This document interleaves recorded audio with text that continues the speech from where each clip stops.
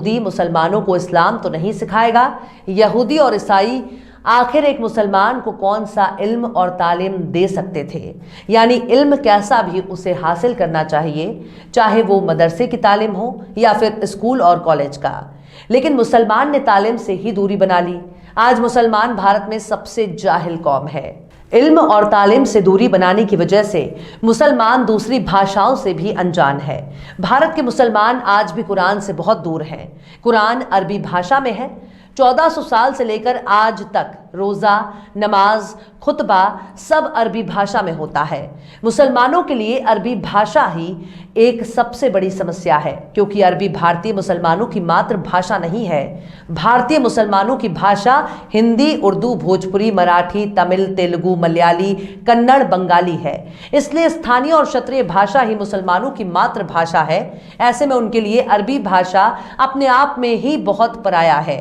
मुसलमान अपनी क्षत्रिय और मातृभाषा से बहुत प्यार करता है, इसलिए मुसलमानों ने अरबी का व्याकरण सीखकर कुरान पढ़ना तो सीख लेता है, लेकिन कुरान में क्या लिखा है और कुरान में अल्लाह क्या कहता है, इस बात से मुसलमान बिल्कुल अनजान है।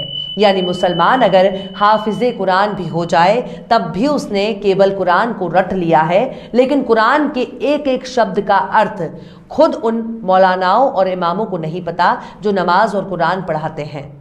19वीं सदी में सबसे पहले कुरान का ट्रांसलेशन और अरबी भाषाओं में किया जाने लगा। तब जाकर पढ़े लिखे मुसलमानों में थोड़ी बहुत इस्लाम और कुरान की समझ पैदा हुई।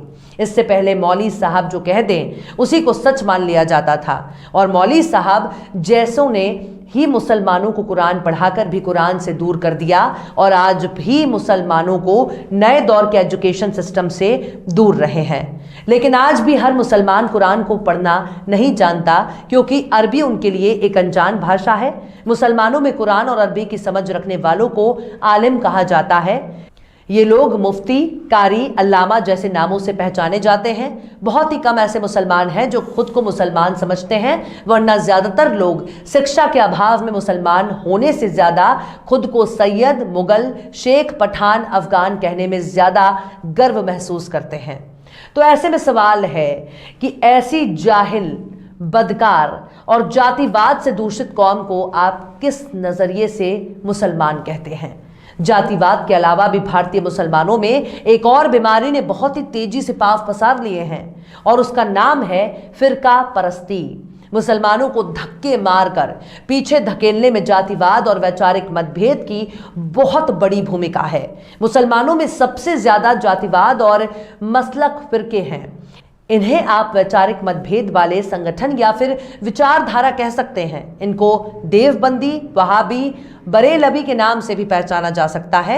आपको ये बात सुनकर भी बहुत हंसी आएगी कि भारत का मुसलमान ही विचारधारा के आधार पर एक दूसरे को मुसलमान नहीं मानते। आप सोच रहे होंगे, अगर ये लोग एक दूसरे को मुसलमान नहीं मानते तो फिर क्या मानते हैं? दरअसल ये लोग एक दूसरे को काफिर और गैर मुस्लिम मानते हैं। दरअसल हर देवबंदी, वहाबी, बरेलवी एक दूसरे को अपना वैचारिक दुश्मन मानते हैं, एक दूसरे के खिलाफ फतवे जारी करते रहते हैं।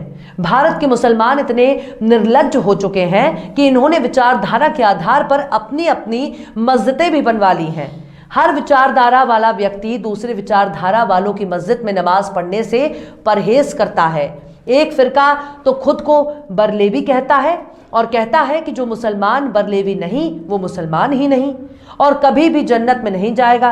यानी जन्नत का एकमात्र दावेदार वो खुद को मानता है। आपको हैरानी होगी कि दूसरे विचारधारा के मुसलमान ने अगर बरेलवी विचारधारा की मस्जिद में कदम रख दिया तो फिर उसकी खैर नहीं।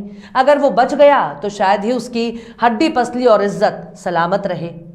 एक बात और, जिंदा रहते हुए भी हर मुसलमान दूसरे मुसलमान को काफिर और बद अकीदा मानता है, और अगर कभी मर गया तो उसका अंतिम संस्कार कोई दूसरे विचारधारा के व्यक्ति नहीं कर सकता। यानी पैगंबर का इस्लाम कुछ और है, लेकिन भारतीय मुसलमानों का इस्लाम कुछ और। इस बात को कहने में कोई गुरेज नहीं होना चाहिए कि पैगंबर हजरत मोहम्मद के इस्लाम और भारत के इस्लाम में जमीन आसमान का फर्क है। पैगंबर और कुरान को ठीक उल्टा काम भारतीय मुसलमान करते हैं। दुनिया के बाकी देशों में पढ़े लिखे लोग इस्लाम को पढ़कर और समझकर इस्लाम अपनाते हैं, जबकि भारत में मुसलमान बनने से पहले ये भी खुद को ही तय करना होता है कि वो कौन सा मुसलमान बनेगा। मतलब कि देवबंदी बनेगा, बरेलवी बनेगा, अहले हदीस वहाबी बनेगा। वो यानी मुसलमान सब कुछ बन जाएगा लेकिन मुसलमान नहीं बनेगा। भारत में मुसलमान बनने के लिए नाम भी बदलना होता है, यानी अगर कोई मुसलमान बनता है तो उसे अपना नाम बदलकर उर्दू नाम रखना होगा। यानी इस्लाम कहता है कि धर्म बदलने के लिए अकीदा बदलो, लेकिन भारत का मुसलमान कहता है अपना नाम भी बदलो। यानी अनिल, महेश, पूजा, मनीषा अगर को मुसलमान बनना है तो उनको अपना नाम भी बदलना होगा। इसलिए भारत का मुसलमान बहुत कंफ्यूज है। इनके कुछ उलेमाओं को अगर छोड़ दिया जाए तो ज़्यादातर एक दूसरे को नफरत की निगाह से देखते हैं, यहाँ तक कि एक दूसरे का पानी भी नहीं पी सकते। हर फिरका दूसरे फिरके वाले से सलाम भी नहीं कर सकता क्योंकि इसे गुनाह माना जाएगा। इनके कुछ उलेमा तो अक्सर पैगंबर मोहम्मद की शान में गुस्ताखी भी कर चुके हैं। आप चाहें तो इसकी तस्दीक खुद भी कर सकते हैं। ये लोग इतने अंधे हो चुके हैं कि वो मुसलमानों को ही मुसलमान नहीं मानते बल्कि उन्हें काफिर कहते हैं। तो ये है भारतीय मुसलमानों की एकता और अखंडता। भारत में ज़्यादातर आबादी ग्रामीण है जो आपस में फिरका परस्ती और मसलक के आधार पर बटे हुए हैं, तो वहीं दूसरी तरफ जातिवाद इनकी नसों में कूट कूट कर भरा है। भारतीय मुसलमानों के जैसे ही अखंड भारत के